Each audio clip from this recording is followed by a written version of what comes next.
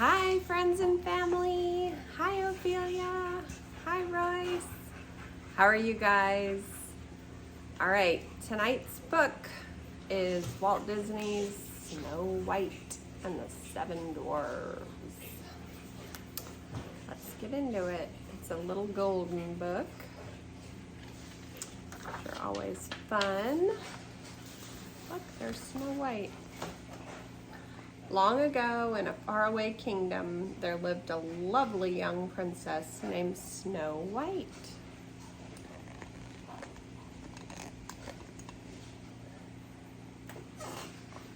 Her stepmother, the queen, was cruel and vain.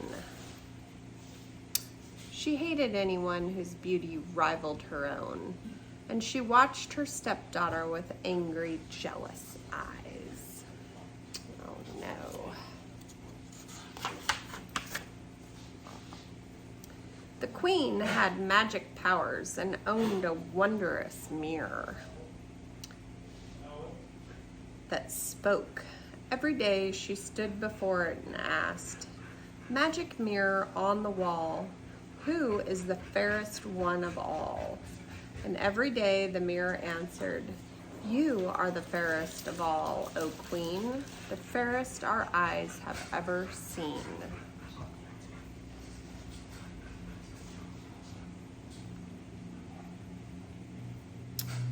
As time passed, Snow White grew more and more beautiful, and the queen grew more and more envious.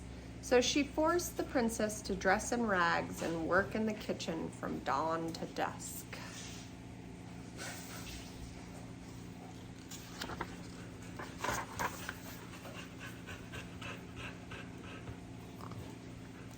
Despite all the hard work, Snow White stayed sweet, gentle, and cheerful. Day after day, she washed and swept and scrubbed, and day after day she dreamed of a handsome prince who would come and carry her off to his castle. One day, when the queen spoke to her mirror, it replied with words she had been dreading. "Fair is thy beauty, Majesty, but holds a lovely maid I see, one who is more fair than thee. Lips red as rose, hair black as ebony, skin white as snow." "Snow White!" shrieked the angry queen. "She must be destroyed." Oh no.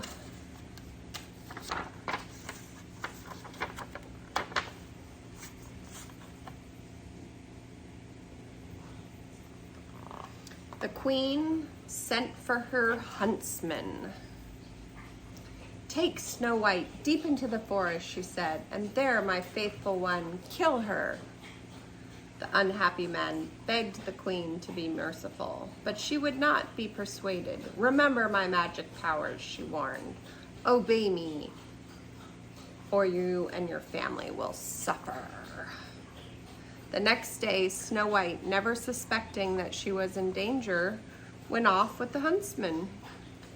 When they were deep in the woods, the huntsman drew his knife. Then suddenly he fell to his knees. "I can't kill you," he sobbed. "Forgive me, sweet princess. It was the queen who ordered this wicked deed." She says, "Oh my goodness."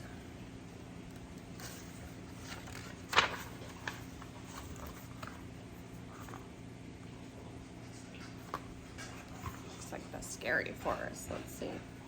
"The queen," gasped Snow White. "She's mad with jealousy," said the huntsman. "She'll stop at nothing to destroy you. Quick, run away and don't come back. I'll lie to the queen. Now go, run, save yourself." Frightened Snow White fled through the woods. Tangled branches tore at her clothes. Sharp twigs scratched her arms and legs. Strange eyes stared from shadows. Danger lurked everywhere. Snow White ran on and on.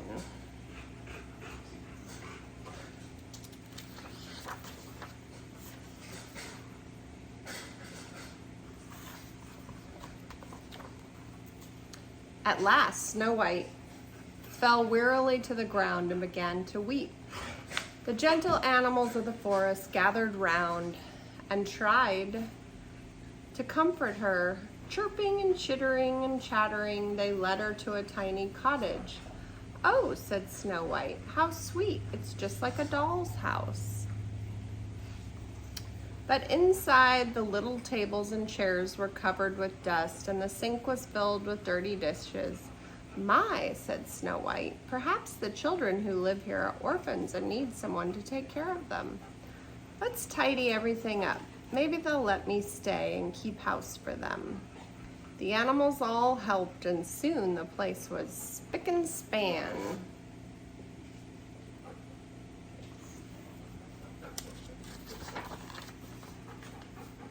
Meanwhile, the seven dwarfs who lived in the cottage were starting home from the mine where they worked. On their way, they sang, "Hi-ho, hi-ho, it's home from work we go, hi-ho, hi-ho, hi-ho." The dwarves were amazed to find their house so neat and clean. They were even more amazed when they tiptoed upstairs and saw Snow White. A sleeping girl, said the dwarf called Doc. "She's purty," said one named Sneezy. "Beautiful," said Bashful. "Bah," said Grumpy. "She's gonna be trouble, mark my words."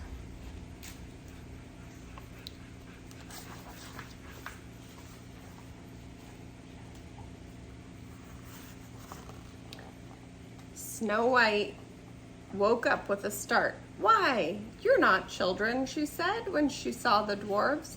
"You're little men." The dwarves gathered around her. "I read your names on the bed," said Snow White. "Let me guess who you are. You must be Doc, and you must be Bashful, and there's Sneezy and Sleepy and Happy and Dopey, and you must be Grumpy." When Snow White told the dwarves of the queen's plan to kill her, they decided that she could stay with them. "We're asking for trouble," huffed Grumpy, "but we can't let her get caught by the wicked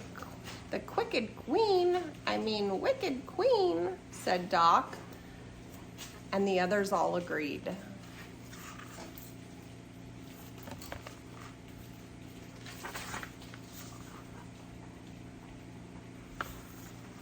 See what happens next. That night, after supper, they all sang and danced and made merry music. Bashful played the concertina, Happy tapped the drums, Sleepy tooted the horn, Grumpy played the organ. Dopey didn't know how to sing or play a tune, but he was good at wiggling his ears. Snow White loved her new friends, and she felt safe at last. But the queen had learned from her mirror that Snow White was still alive. This time she hissed, "I'll finish her." With a magic spell, she turned herself into an old peddler woman. She filled a basket with apples, putting a poisoned apple on top. "One bite," she cackled, "and Snow White will sleep forever. Then I'll be the fairest in the land." There she is, all dressed up like a witch with apples.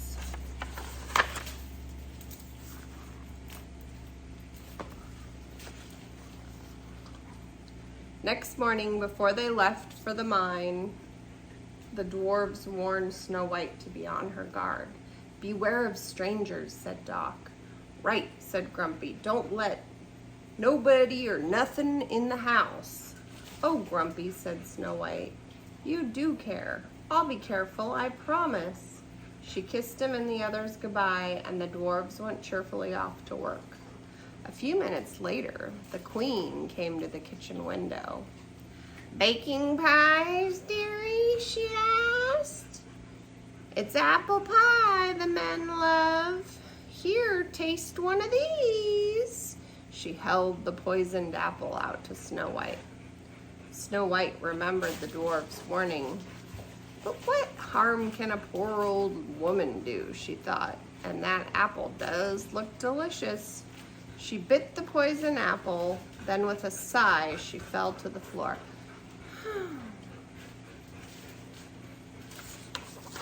Oh no, oh no. Told by the birds and the animals that something was wrong, the dwarves raced back to the cottage. They saw the queen sneaking off, and they ran after her. As storm clouds gathered and rain began to fall, the dwarves chased the queen up a high rocky mountain. Up, up they went to the very top. Crack! There was a flash of lightning, and the evil queen fell to her doom below. But it was too late for Snow White. She was so beautiful, even in death, that the dwarves could not bear to part with her. They built her a coffin of glass and gold, and day and night they kept watch over her, their beloved princess.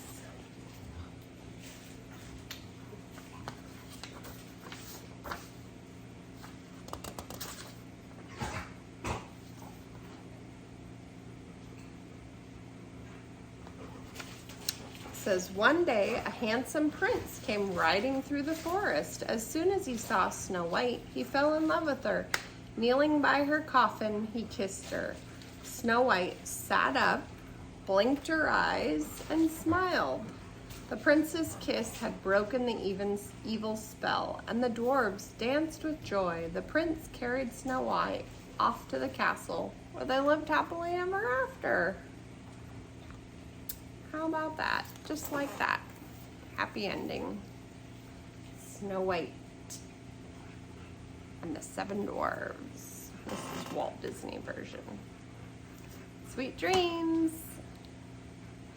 Thanks for watching Grandma Alicia's Storytime. Remember to subscribe, and if you feel like it, you can comment your favorite book below, or tell us what you thought about the book we just read. Thank you.